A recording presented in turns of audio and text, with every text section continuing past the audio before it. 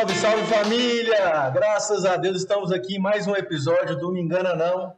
Antes de mais nada, queria pedir para vocês, não esquece de seguir o canal, ativar o sininho para que vocês recebam as notificações sempre que tiver um novo episódio. E hoje temos a honra de receber aqui, além do nosso querido Diogo Chay, né, Diogo? Eu é uma honra? Também. Ó, lisonjeado, hein? Sempre uma honra ter você do meu lado aqui, meu amigo. Achei que você não gostasse mais de mim. Já gostei mais. Depois de tantos episódios aqui, né? Achei que já tinha enjoado a minha cara. Jamais. E hoje a gente tem a honra de receber aqui o pré-candidato ao governo do estado de Goiás, ex-prefeito de Aparecida de Goiânia, Gustavo Mendanha. Gustavo. Prazer poder estar aqui com vocês e agradecer o convite. Uma honra para mim poder estar aqui. Estou à disposição para a gente poder falar um pouco de política, enfim, conversar, contar um pouco da minha história. Contar os causos, né, Gustavo? Os causos, a pia aqui para poder falar. Assim, até para a gente dar uma explicação, porque o pessoal não está acostumado, a gente com xícara, café. Pessoal, aqui é o seguinte, o convidado que manda. O Gustavo falou que queria um café sem açúcar e tá todo mundo tomando café sem açúcar. Não tem esse negócio. Moral que ele tá, né? Porque... Mas fica à vontade, eu bebo café, você pode beber o que quiser. Pode beber o que quiser, né? Tá certo. A mesma vibe, né, Bruno? Gustavo, e conta pra gente, assim, como é que foi o início? Eu sei que você veio de uma família de políticos, né? Você teve toda a sua história ali na política, é formado em educação física. Como que te despertou esse negócio de, cara, eu quero fazer política? Olha, eu cresci com meu pai na política, eu sempre participei, né, de reuniões, enfim, eu ia na Assembleia quando meu pai era deputado. Meu pai perdeu as eleições e a gente, enfim, foi viver a nossa vida normal, né? Eu nasci em Aparecida, meu pai era de Inhumas, meu pai faleceu agora há pouco mais de um ano vítima da Covid, minha mãe de Porá. Quando se casaram, falta de escolha, foi para Aparecida. Ela não tinha condição de comprar aqui um imóvel, alugar, enfim, situação bem difícil nisso na vida dos meus pais. Foram para Aparecida. Meu pai se envolveu na política, meu pai vendia lotes, enfim, trabalhava numa imobiliária como corretor. E por algum motivo ele conheceu lá um líder, chamava Norberto Teixeira, pai de uma geração de políticos, que levou ele para a política. E claro, meu pai na política, a gente teve acesso. E em 2006 eu fiz uma viagem para a África, para Angola, fazer um trabalho. Não estou com Covid não, gente. Testado, viu? Testado, depois eu vou mandar a cópia desse teste. E eu fui para a África e na África eu comecei realmente a sentir a vontade de me envolver mais com causas sociais. Eu já trabalhava pela igreja, sou evangélico, e na igreja eu sempre fui uma pessoa que trabalhava com pessoas que viviam uma situação de vulnerabilidade, né? Indo para a África eu tive uma experiência fantástica, fui para um país depois de pouco tempo que havia saído da guerra, então toda a infraestrutura destruída, falta de coisas básicas mesmo. E aprendi muito, né, com o africano, o angolano em si, né, um povo extremamente simples e humilde, mas pessoas que gostavam de servir mesmo na sua falta de alimento. Eles dividiam o que tinham conosco, que estávamos em 15 jovens, nós fomos para Angola, que foi uma experiência fantástica. Quando eu voltei para Paris, eu voltei com desejo, com coração queimando de poder fazer trabalho social. Comecei uma série de projetos e nesse meio meu pai foi convidado pelo Wilson para poder bater um papo, o Wilson querendo apresentar alguém para ser candidato a Aparecida. Meu pai disse que não tinha chance, que a conversa mais longa, mas o Maguita aceitou ir para Aparecida. E naquele momento meu pai tinha sido deputado, não tinha vontade de ser candidato a vereador, ele me estimulou e pegou no meu pé mesmo para me ser candidato. Eu entrei no político por aí. Fui vereador por 2 mandatos, fui secretário de esportes, presidente da Câmara. Enquanto presidente, me aproximei muito do Mangueto. E aí tive a oportunidade de ser prefeito de Aparecida. Jovem, no começo muito desacreditado quando eu assumi o mandato, porque as pessoas não imaginavam que eu teria condição de fazer um bom trabalho. E acho que, não vou dizer por sorte, não. Primeiro Deus, que eu sou muito religioso, mas a capacidade de dialogar, de conversar, e acho que a experiência que eu já tinha, né? Como sou comerciante de origem, minha mãe é sapateira, temos uma loja de sapato já há quase 40 anos, então cresci no meio dessas caixas de sapato, fui criado. Me lembro que garoto, minha mãe trabalhando, ela botava o colchãozinho e ficava lá, não sei se aqui alguém já entrou num depósito de uma loja de sapato. E cresci, passei por todo o estágio ali da loja, desde estoquista, vendedor, caixa, enfim. E aprendi muito no comércio. Depois fui para a vida, fui fazer minha formação superior. Eu passei pelo direito. Você chegou a fazer direito? Eu não concluí o curso. Eu estava no 7º período. Eu deixei o curso de direito e fazer educação física. No 7º Pô, meu período? pai acho que partiu meio chateado. Meu pai tinha um sonho de ver algum filho formado em direito, né? E eu fui fazer por conta dele. Depois acaba que era moleque demais. Então, daí eu deixei o curso de direito e ainda finalizei educação física com 24 anos, 23 anos. Então, assim, Era muito novo. era muito novo e acho que entrei na faculdade com 17 para 18. Então, fiquei um período no direito, não gostei. Acho que eu era jovem. Meu pai me fez participar de um negócio que me traumatizou um pouco. Eu fui ser jurado no Tribunal de Júri Aparecida. Aparecida era bem violento, então tanta advogado, coisa de louco, e, sei lá, a cabeça ficou tão focada nessa questão criminal que, na verdade, não era isso. Eu acho que a educação física foi importante para mim. Acho que era Deus me preparando para. Eu tive uma boa noção de direito e na educação física eu aprendi a ser um pouco mais desinibido, porque por incrível que pareça eu sou bem tímido. Ah, é? E acaba que o curso de educação física me fez aprender a lidar com a timidez, sabe? É, porque lida com gente o tempo todo, né? Tentou, dava aula, enfim, hidroginástica, aquela coisa legal. Educação física, algumas matérias são bem divertidas, né? E foi importante para mim. E a minha vida, ela se inicia politicamente realmente na eleição de vereador, que foi uma escola para mim. Você conviver, eu fui vereador, Foi 2013? eu fui eleito... Primeiro ano, né? Não, 2009, meu primeiro mandato eu inicio. Eleição No segundo, 2013, sim. Em Aparecida. Em Aparecida. E aí, no primeiro mandato foi 18 vereadores, depois foi para 25. Mas a Câmara Municipal foi escola de aprender a conviver com os diferentes, né? O parlamento é um negócio bem interessante. Legislativo é muito Eu diferente, não né? vou dizer que eu fui um bom vereador, não, mas foi uma boa escola para mim. Eu diria que foi uma fase importante de ensino, de aprendizagem, né? E como prefeito, acho que vocês conhecem um pouco da minha trajetória, da minha história, né? Quando eu assumi o mandato, era meio que desacreditado. E a partir do momento que eu fui mostrando a minha capacidade, mais do que isso, o meu envolvimento com a comunidade, eu fui um prefeito muito próximo das pessoas. Enfrentamos a pandemia, eu diria que nós saímos com a nota acima da média, né? E isso me fez ter uma votação extraordinária, além do trabalho que nós fazíamos, da sequência aquilo que o Maguito iniciou na cidade, enfim, de melhorar a vida do cidadão, investir em infraestrutura, saúde, educação, daí por diante. E o enfrentamento à pandemia, que nós temos totalmente inusitado e diferente.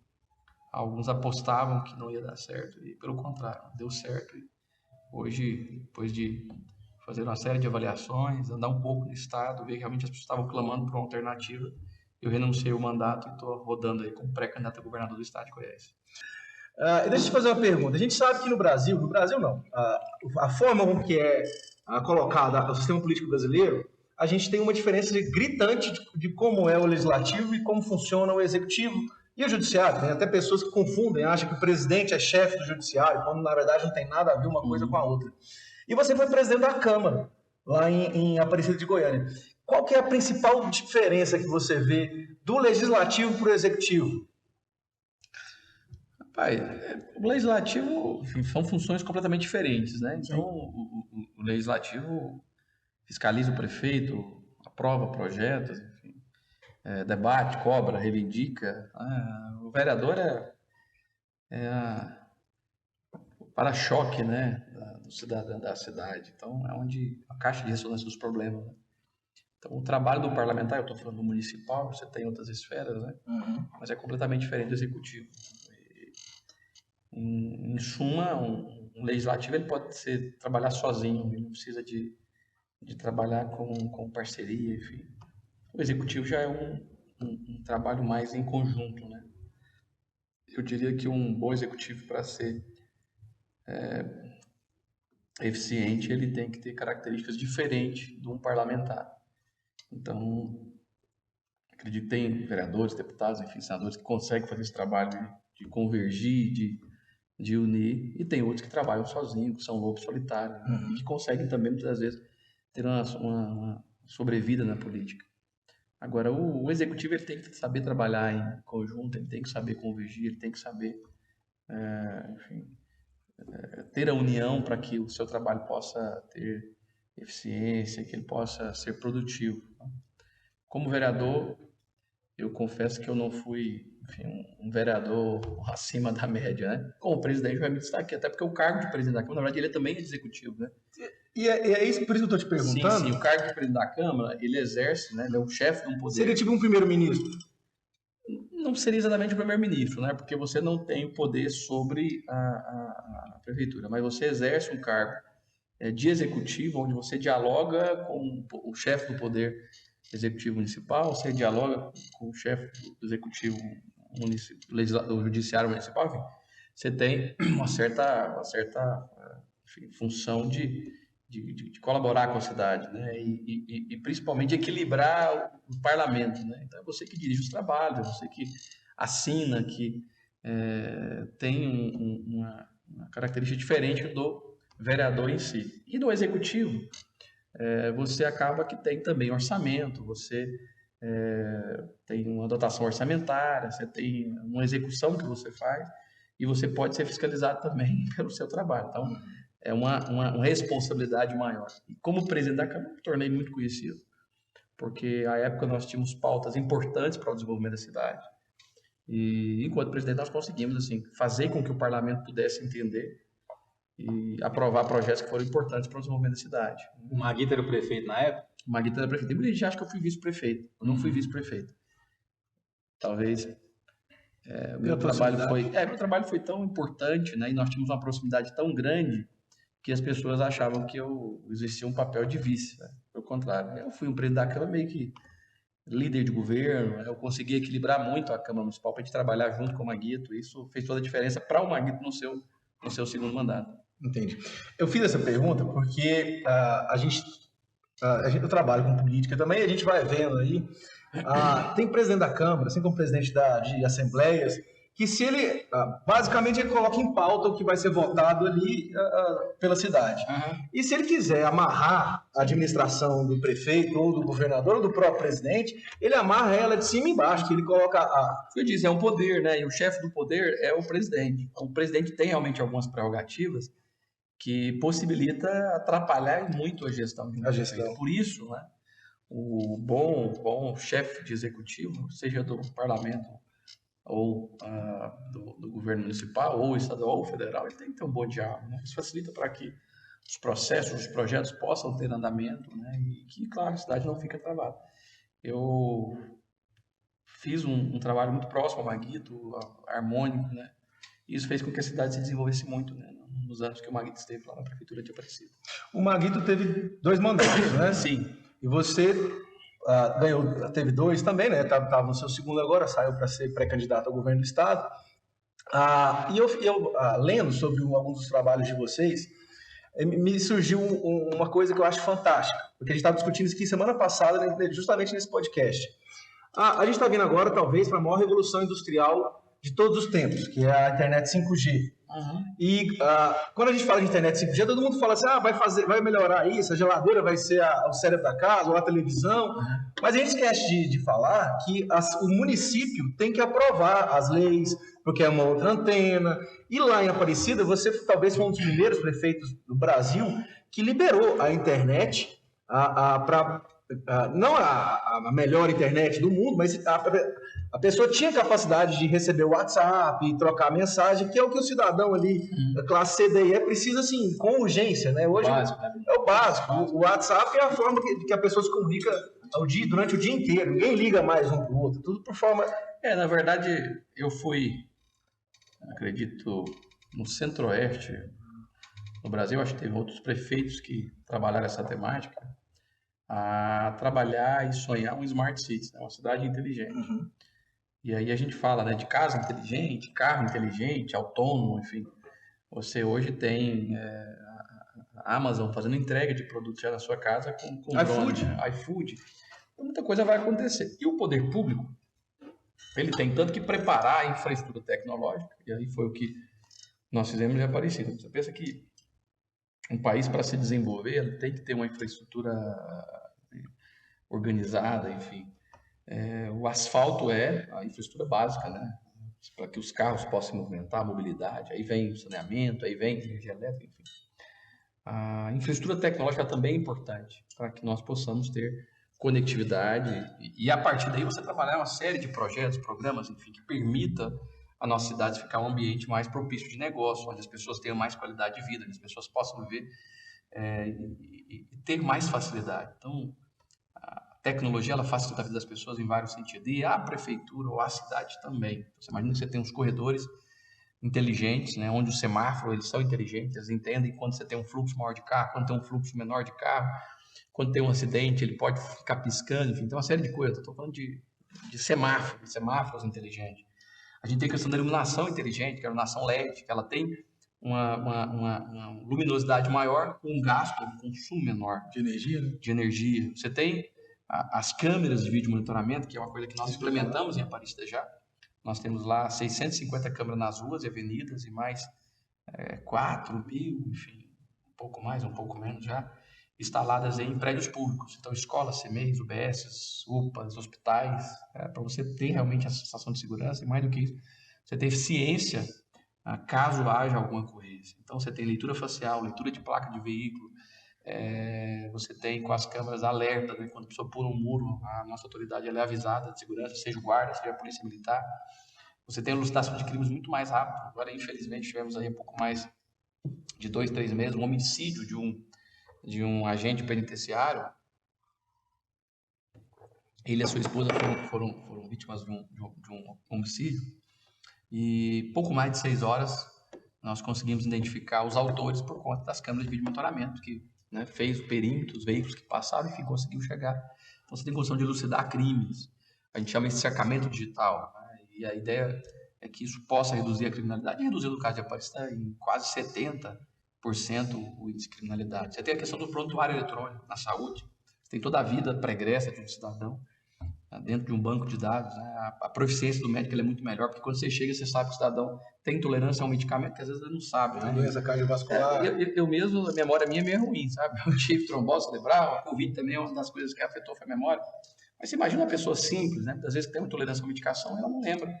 Ela não sabe qual que é a tipagem sanguínea dela, ela não sabe qual que é o tipo de doença que ela tem. Quando você tem isso no banco de dados, independente de quem seja o médico, na hora que o médico sentar na frente do paciente, ele vai pegar e falar, fulano tem ele vai saber ter diagnóstico mais preciso. Além disso, reduz o tempo da fila nas pessoas na fila, não só os diagnósticos, mas você tem um acompanhamento mesmo dessa pessoa.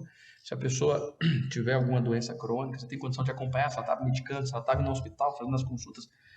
Enfim, a tecnologia ela tem tanta coisa que eu poderia ficar horas falando. Né?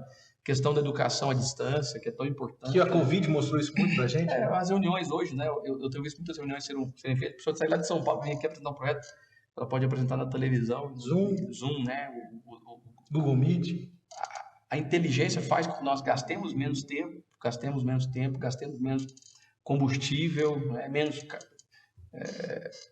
menos poluição para a atmosfera. Então, tudo isso eu acho que a gente tem que pensar. Trabalhar também essa questão da sustentabilidade, então utilizar os painéis de energia solar, para fazer uma energia limpa que nós temos condição. O Estado não investe nisso. Aliás, temos um Estado que é muito atrasado. Você imagina que a Aparecida ela é praticamente toda coberta com fibra ótica, foi um investimento próprio que nós fizemos.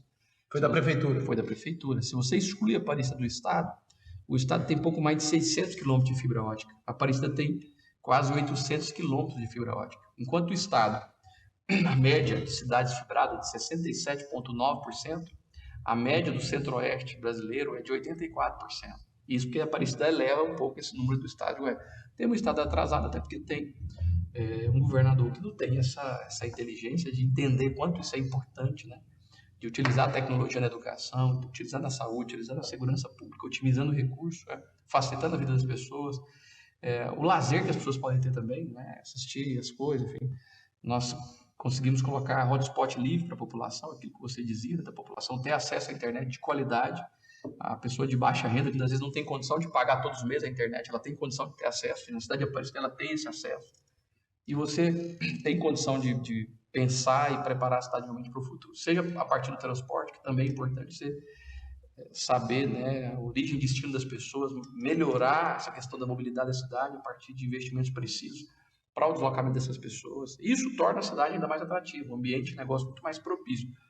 E é o que você dizia da questão da indústria 4.0, enfim, das empresas que são indústrias de energia limpa, indústrias que não necessitam de tamanhos muito grandes de área, que produzem muita receita, pagam salários muito bons e que, muitas vezes, as pessoas podem até trabalhar de casa. Então, home office, né?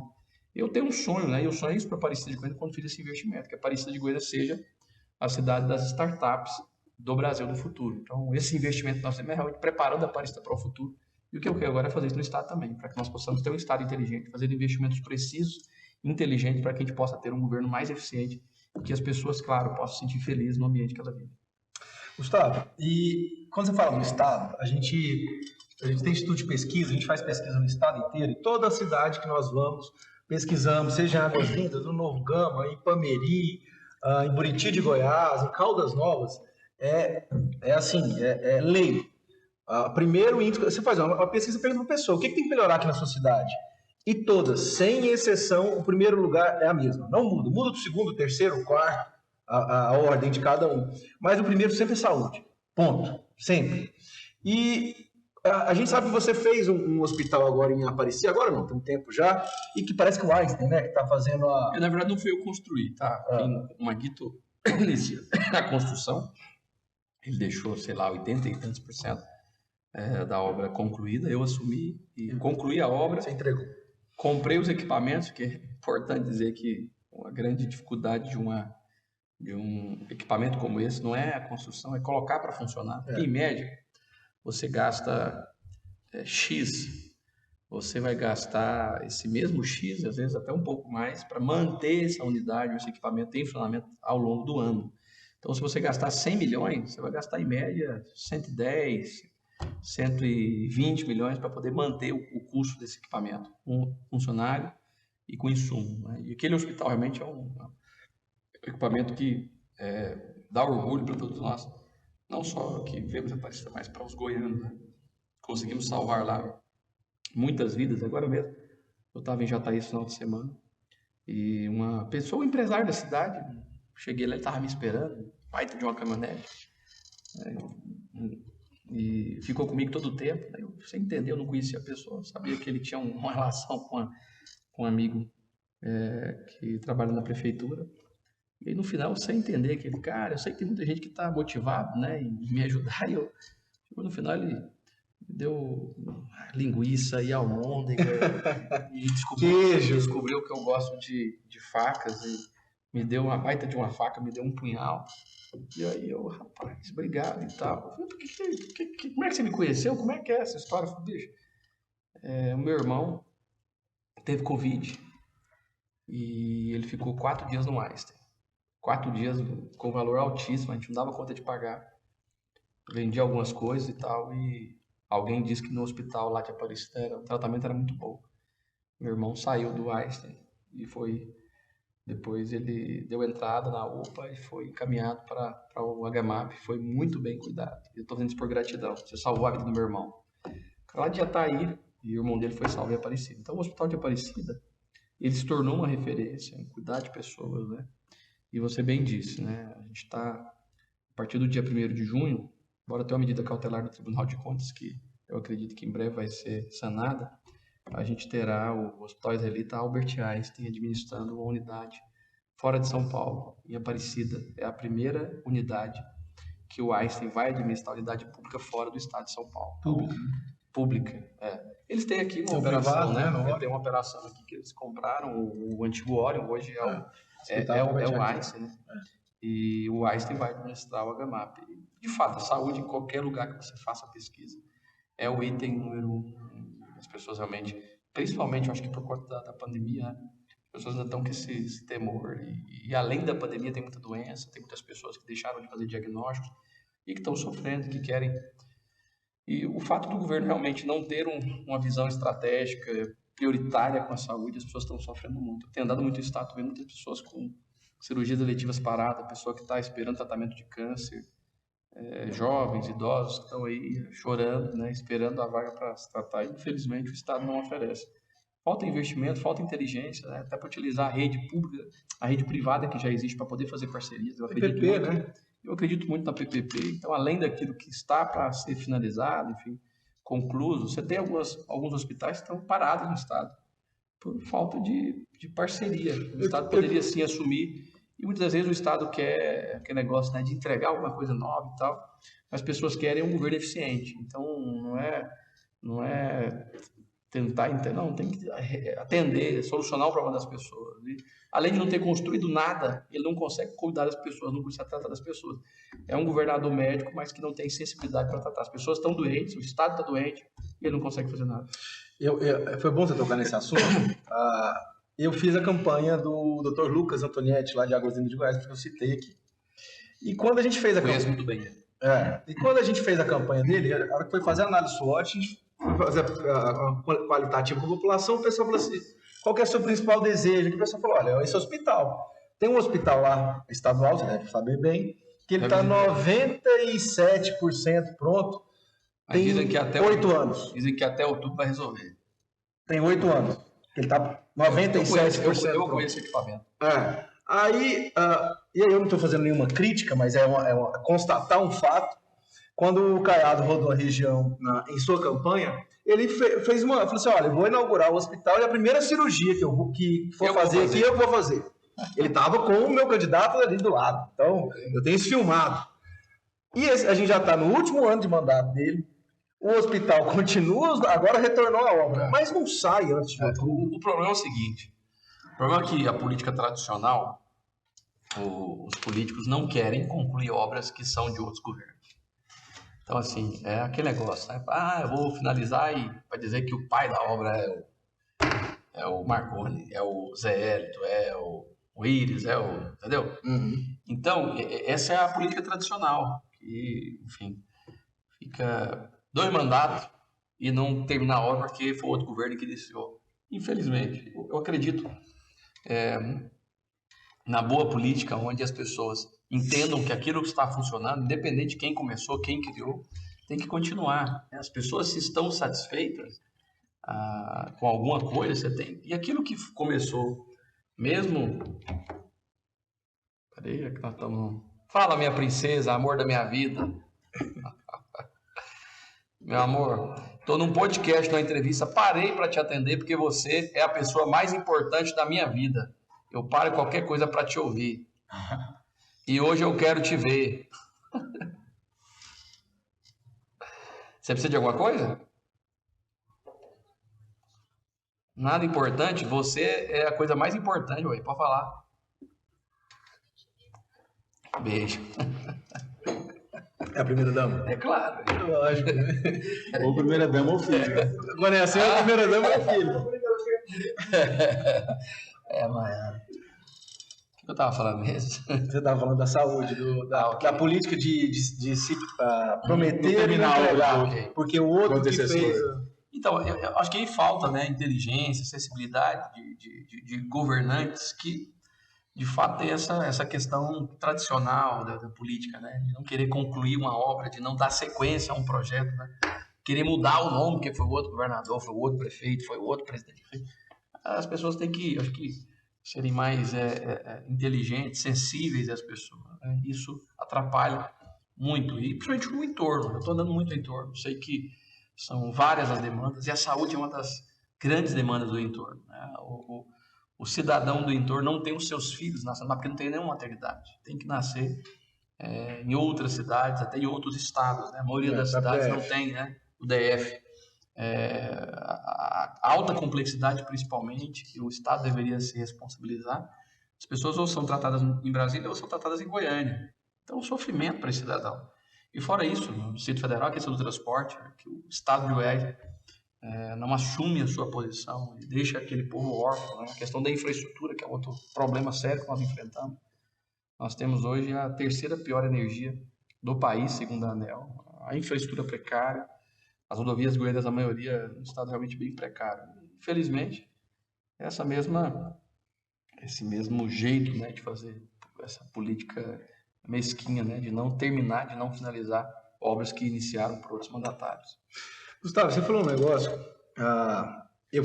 Como eu andei muito no entorno, eu fiz tanto Águas Lindas quanto Novo Gama, lá com o Carlinhos do Mangão. E as duas prioridades principais daquela região do entorno ali é saúde e depois, aí vem geração de emprego, segurança pública. Águas Lindas já chegou a ser a cidade mais perigosa da América Latina. Até o Coronel Biano, na época, foi quem assumiu lá, que resolveu a parada.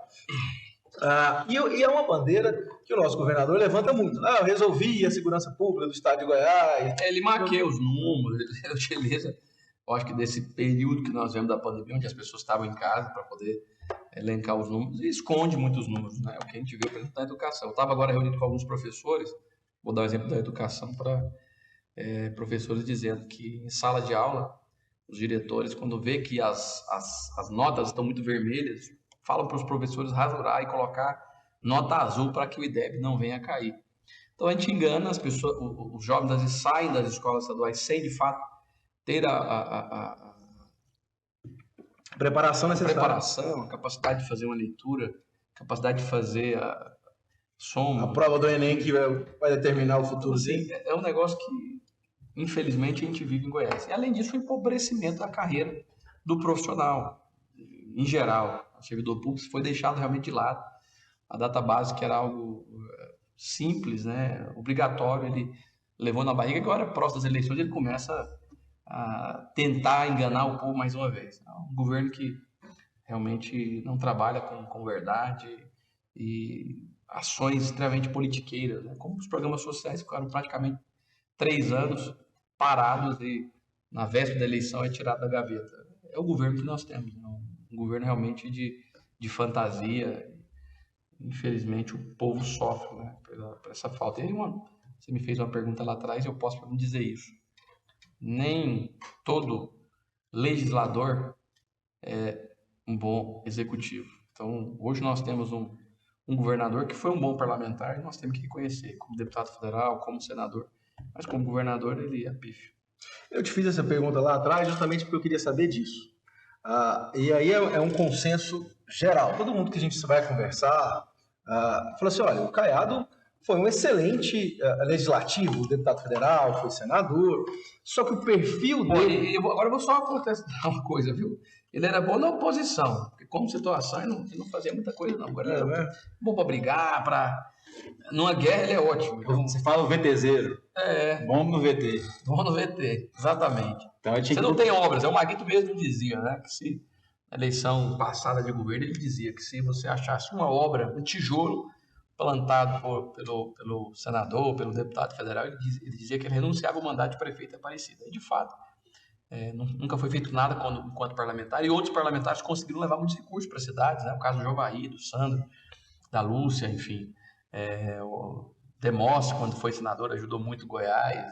Enfim, eu acho que essa turma, quando estava no parlamento, estou entrando aqui em cada um, né? Eu citei aqui de várias esferas, mas eles ajudavam os municípios. Aí você via falar, o Hilder, quando foi senador, tá aí o Luiz, o Anderson, o Cajuru, pelo menos ajuda os municípios. Ele passou e realmente você não via a obra das emendas dele chegada no município. Agora, para brigar ele é bom, aí ele consegue sobressair. Mas, e como executivo, realmente ele não deu conta do serviço, o povo sofre.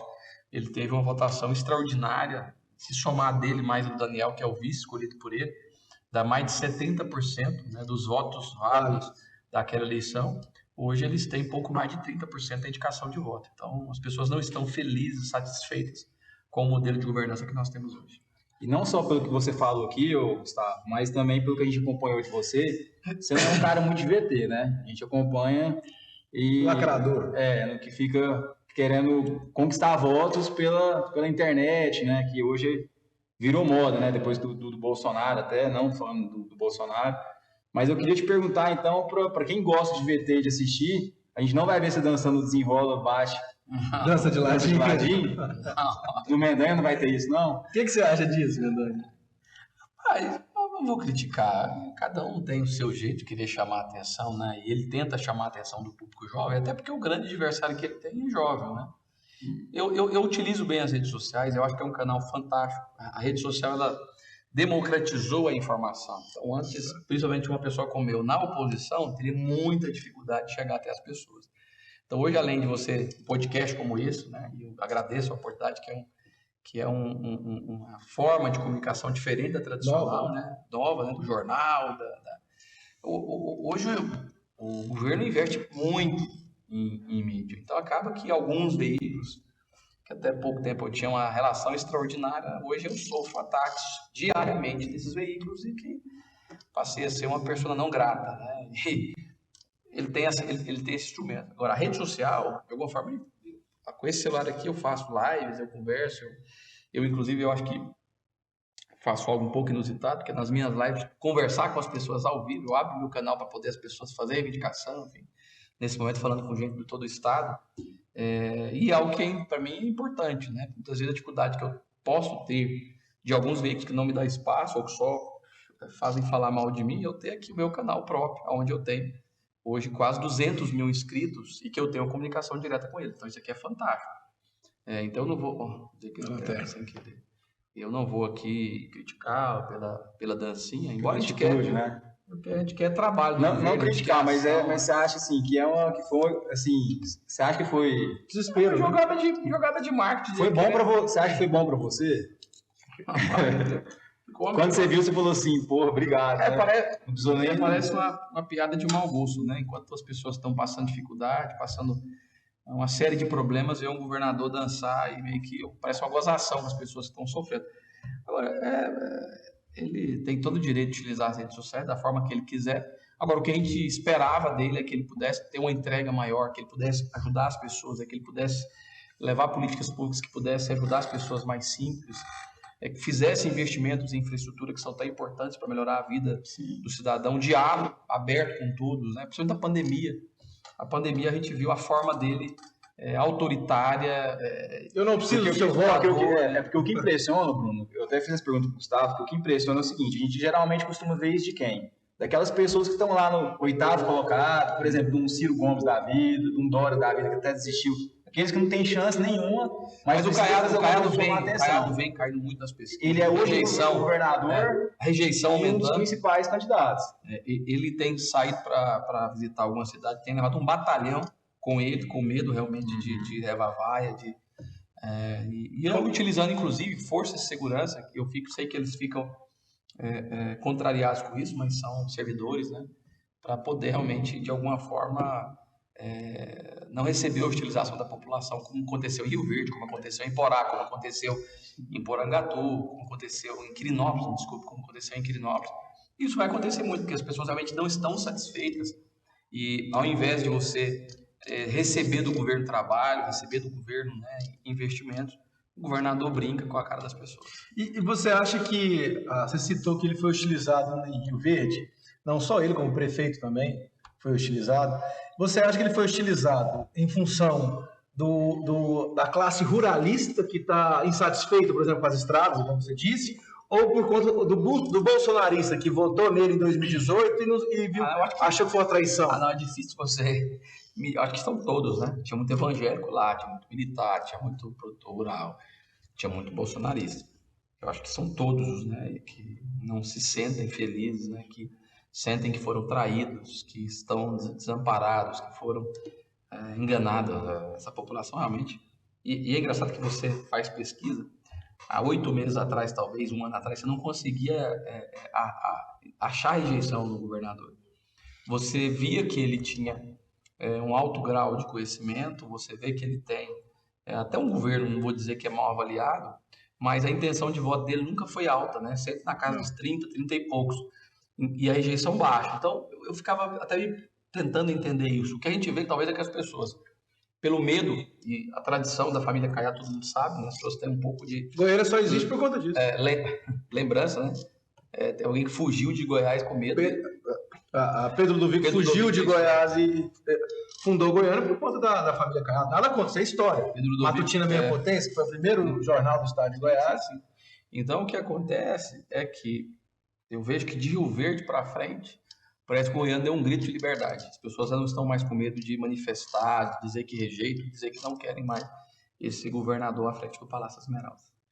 Gustavo, eu escuto muito falar, e a gente sabe disso na política, o que sai na rua, o que começa, larga antes, ele é mais jogado pedra, né? As pessoas criticam mais. E você lançou sua pré-candidatura muito cedo. E eu te falo alguns pontos aqui que comprometeram, ficou comprometido. Por exemplo, no final você teve uma aproximação grande com o Bolsonaro, e a gente sabe que existiu uma politicagem ali por trás para te tirar o PL, vamos falar claramente aqui como é que foi. Não só o PL, você acha que, acha não, né?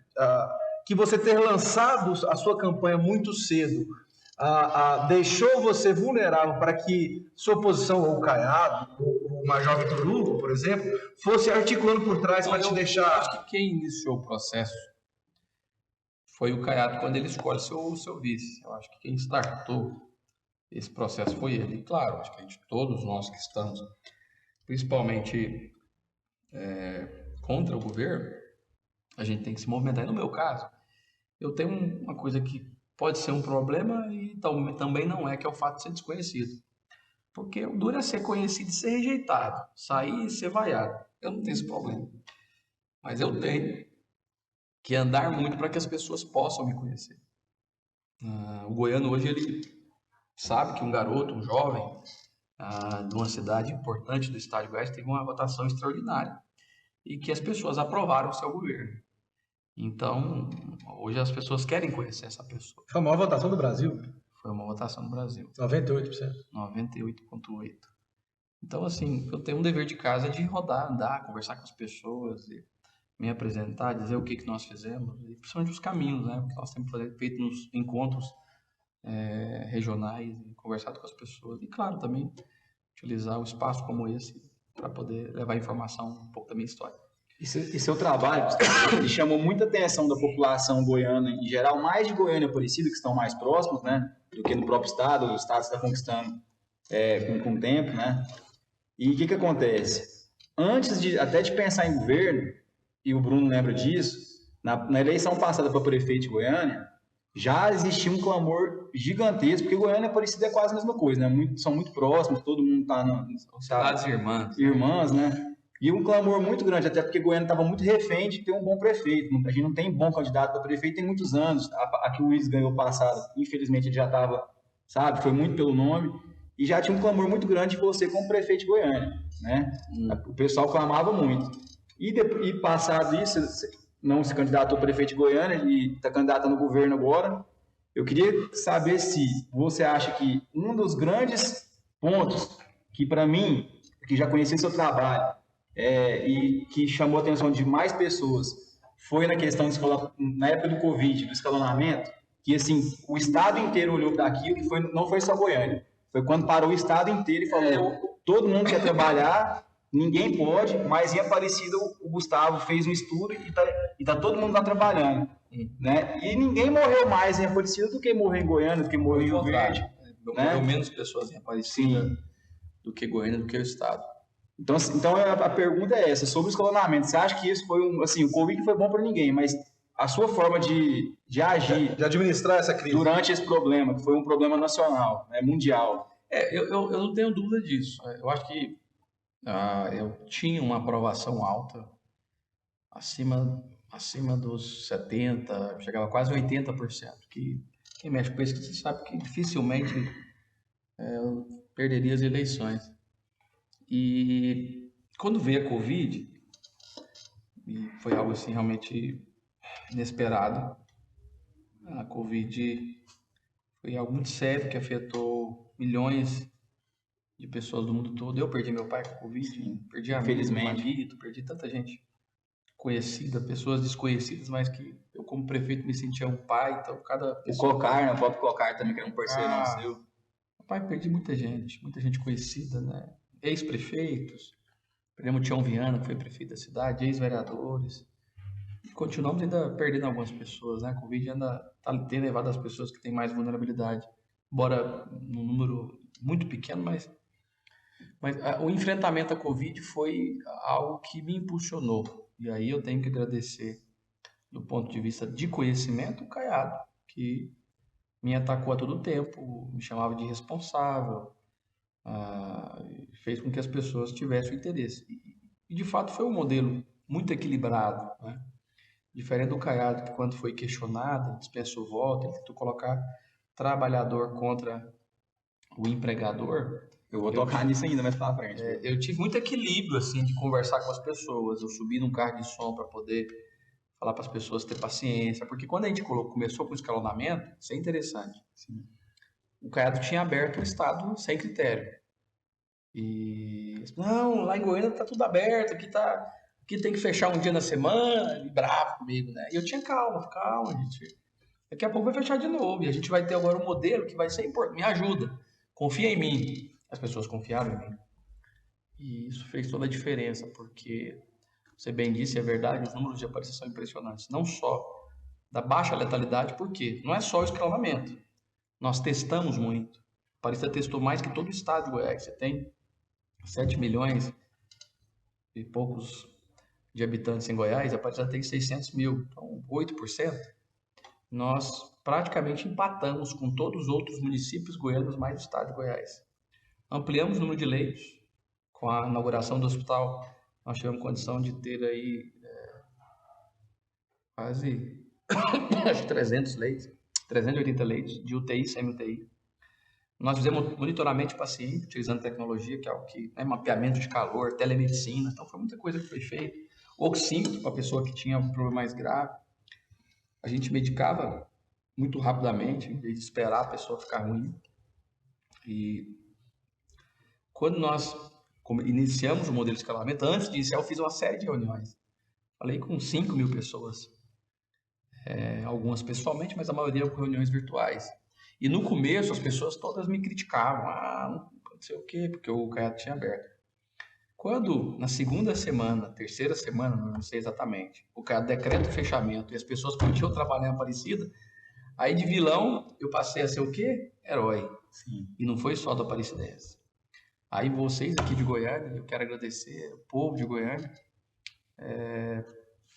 Depois, foi no terceiro ano de mandato, né? No ano da eleição, as pesquisas de Goiânia mostravam que o eleitor goianiense queria votar em mim para presidente. Você estava eleito aqui. Eu fiz pesquisa aqui antes. Você estava eleito. Inclusive, para mim, foi um erro grande do MDB. E aí eu quero entrar nesse mérito contigo, porque você falou que perdeu várias pessoas no Covid. Uhum. E você era muito próximo do Daniel Vilela, que hoje é vice pelo Caiado. Sim. A gente pode dizer que você perdeu um amigo também?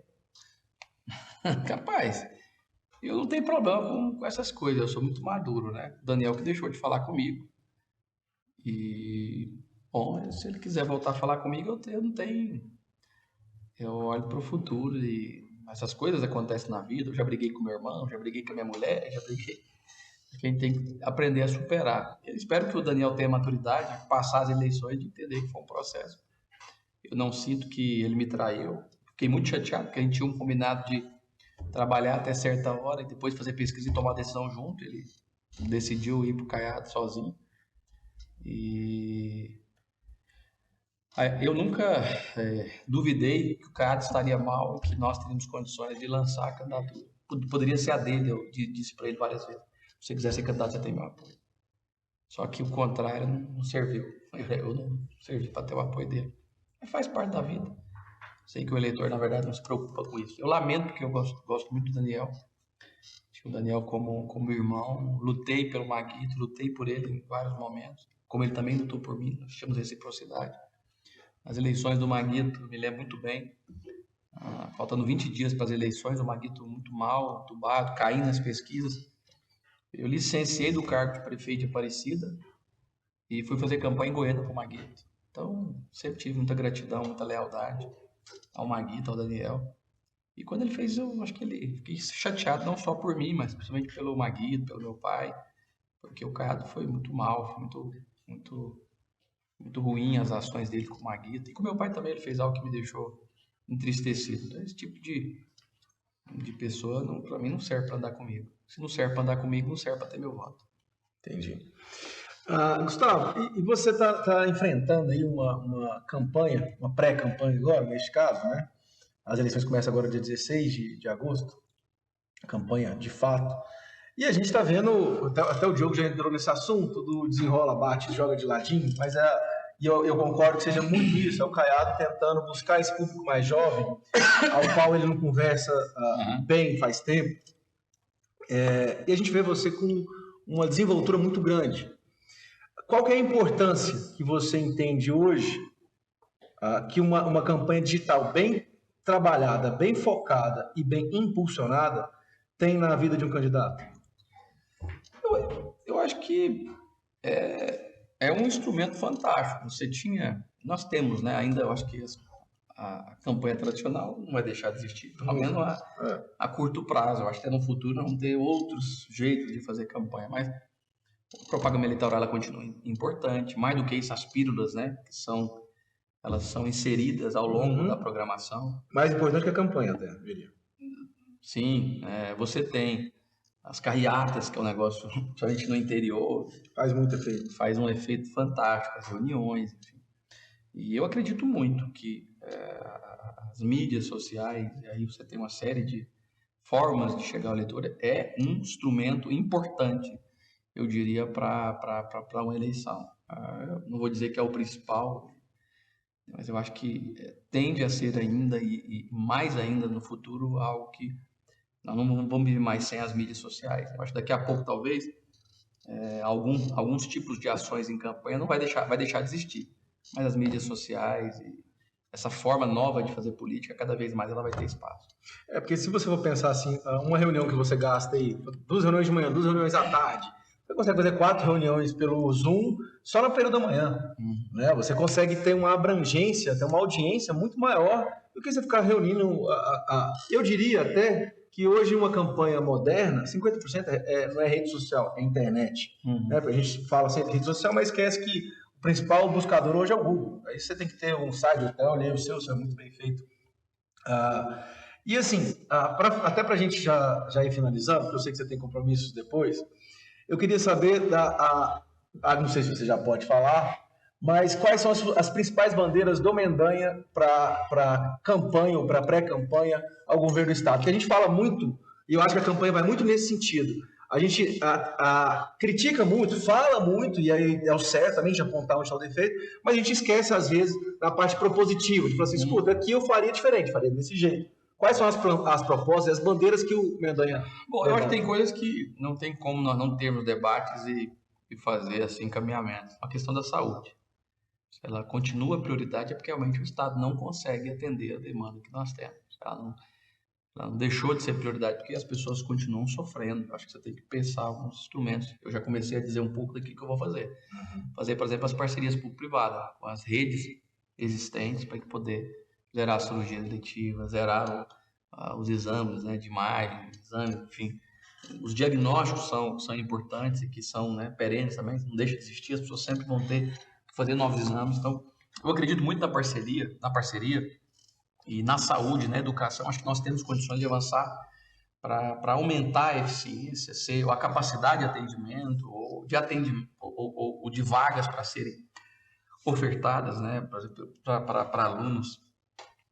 Então, a saúde é um tema que ele continua relevante, e eu sou um governante que consegui fazer muito. Se você pegar os números de Aparecida, você vai ver que as pessoas têm um grau de satisfação, nós conseguimos melhorar muito a vida do cidadão. E passamos até a ser mais demandado, né? Porque quando a rede fica boa, o que acontece? Você é mais cobrado. Você não é só nessa questão de ser mais cobrado. O cidadão sai de outro estado para vir ser atendido. O que acontecia no Hugo demais, né? Acontece. Tem gente que tem um parente aqui que é do Maranhão, que é do Mato Grosso, que é sei lá de onde. Ele sai do estado para ser atendido. Do Pará. Goiás é referência. Sai do estado dele para ser atendido aqui. Então a Aparecida passa, né, ser mais demandado, e acaba que isso de alguma forma também atrapalha um pouco o fluxo. Você tem que atender até porque o sistema é único. A questão de tecnologia, eu sou um entusiasta. Então esse conceito de estado inteligente, nós vamos trabalhar para poder, eu acho, criar um ambiente favorável para o estado, para melhorar a vida das pessoas. O desenvolvimento econômico, os arranjos industriais, acho que entender a vocação de cada cidade e ajudar para que nós possamos ser mais produtivos.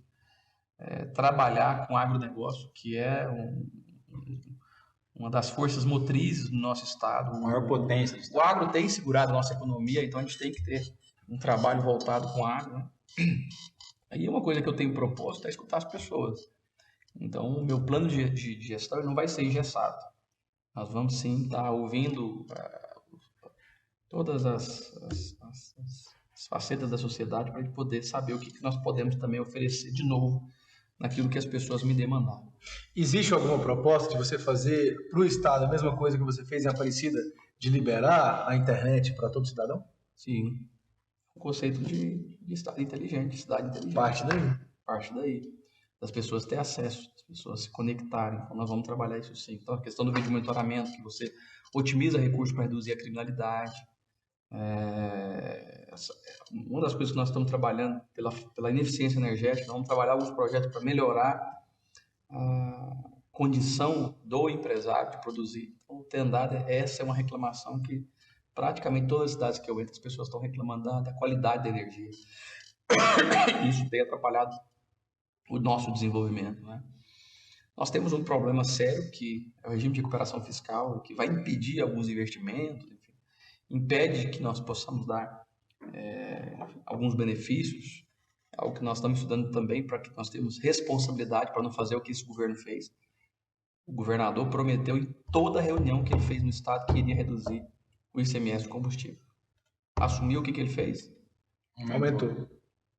Assim, nós precisamos de trabalhar com a verdade. Então, eu quero ser muito preciso para amanhã falar, eu não sabia. Eu não tenho o direito de falar que eu não sabia. Eu tenho que ter responsabilidade. Então, nós estamos estudando muito, pelo menos certo, apresentar aquilo que nós vamos fazer no estado de Goiás, da onde nós vamos tirar o recurso, como vai ser feito, qual vai ser o planejamento, qual que é a data. Nós vamos ser bem precisos com relação ao nosso plano de governo. O que você vê que não tem certeza não promete na hora, né? Promete durante. Nós precisamos ter esses dados na mão. Aliás, outra dificuldade que nós temos, né? De ter acesso à informação. Esse governo, ele tranca a informação, ele esconde, ele maqueia. E essa também é uma das dificuldades que nós vemos hoje no estado. Não tem transparência. É um governo que realmente esconde muito, né? Por exemplo, a questão das aeronaves. Nunca na história desse estado teve tanta desinformação ou ausência de informação. Nós não sabemos para onde que a aeronave vai, o que está sendo feito, quem é carregado dessa aeronave. O que o nosso dinheiro está pagando, como é que está sendo gasto. Nós não temos essa informação. A gente no segmento de comunicação, eu diria até mais, a gente não tem nem a informação de para onde está indo os 28 milhões que a produtora recebeu, e só ela que fez a campanha dele, trabalha para ele, e a hora que você vai ver, não é repartido o bolo, o povo é da Bahia ainda, hein? E o povo é da Bahia, é um negócio muito estranho. O ano passado, por exemplo, só com o aumento do incremento da receita do ICMS de combustível, o governo arrecadou 1,8 bilhão de reais. Para onde foi esse dinheiro? Essa é a pergunta. Gustavo, queria agradecer demais sua presença aqui. Posso só uma curiosidade para finalizar? Claro. Nada íntimo aqui, viu? Tá, não. É sobre o governo também. Eu tinha que te perguntar isso. Aí uma pergunta não é minha. É igual no Serginho Grosso. Foi um amigo meu. Um amigo meu que é eleitor seu e queria saber se ele votando em você e você se elegendo governador do estado, tem o perigo de algum dia o eleitor, tanto que votou em você quanto que não votou, e que estiver discordando em você em algum momento, escutar da sua boca: eu não preciso do seu voto? Jamais. Aliás, eu sou um político que eu gosto de escutar a opinião crítica. Eu acho que ela é muito produtiva para mim, para ser mais assertivo. Eu nunca tive dificuldade. Aliás, eu disse isso aqui, vocês podem acompanhar, até porque fica tudo gravado. Só na pandemia. Assistam os meus vídeos, as minhas lives na pandemia. O camarada estava lá, porque na verdade não fica salvo, né? Quando você faz a live, está escrevendo lá e fica aquelas... Quando você salva... Isso aqui não fica salvo. Então não vai... Mas, a pessoa estava lá me xingando, me criticando, eu chamava ao vivo para poder falar com ela. Porque, às vezes eu falo, não, você está certo, eu vou rever isso. E às vezes eu vou falar para a pessoa, não é assim, vamos e tal. É uma pena, né, a gente ter um governador que se acha tão autossuficiente. Prepotente, que é prepotência. Ele tem um grau assim a mais, né, que ele acha que realmente as pessoas não são importantes, né? Ele quer o Estado para servir ele, quando na verdade ele deveria servir as pessoas. E ele na situação era um eleitor que foi onde ele colou no Bolsonaro para poder ganhar a eleição, né? Gustavo, foi um prazer imenso, inenarrável, eu diria até, te ter aqui hoje com essa conversa bacana. Deixar as portas abertas, tanto para para a campanha, que eu acho que vai ser fundamental, querendo receber todos aqui, não só você, como o Caiado, o Major Vitor Hugo, que já até foi convidado, que as portas estão abertas, quero você aqui na campanha, quero você aqui depois também da eleição passada, se tudo der certo, para comemorar o sucesso nas eleições. Se Deus quiser, vamos ganhar as eleições, eu vou conversar com a equipe, a gente montar um espaço para ter um podcast lá no Palácio Esmeralda, né? Vocês também lá, vou gravar ali lá, vou ter meu podcast. Isso é um prazer. Brincadeira, eu gosto de informação, parabenizar a forma que vocês levam a informação, o espaço que vocês me dão, que é muito importante. E, claro, estou sempre à disposição, espero voltar assim outras vezes, né? Parabenizar e desejar uma boa semana para vocês. Amém. Amém, se Deus quiser. É isso aí, galera. Até semana que vem, mais um episódio do Me Engana Não. Segue lá, né, Bruno? Segue lá, ativa o sininho e tamo junto. Hoje aqui com Gustavo Mendanha. Ok. Me engana não, hein? Engana não. Engana não. Meu, André? Foi, André?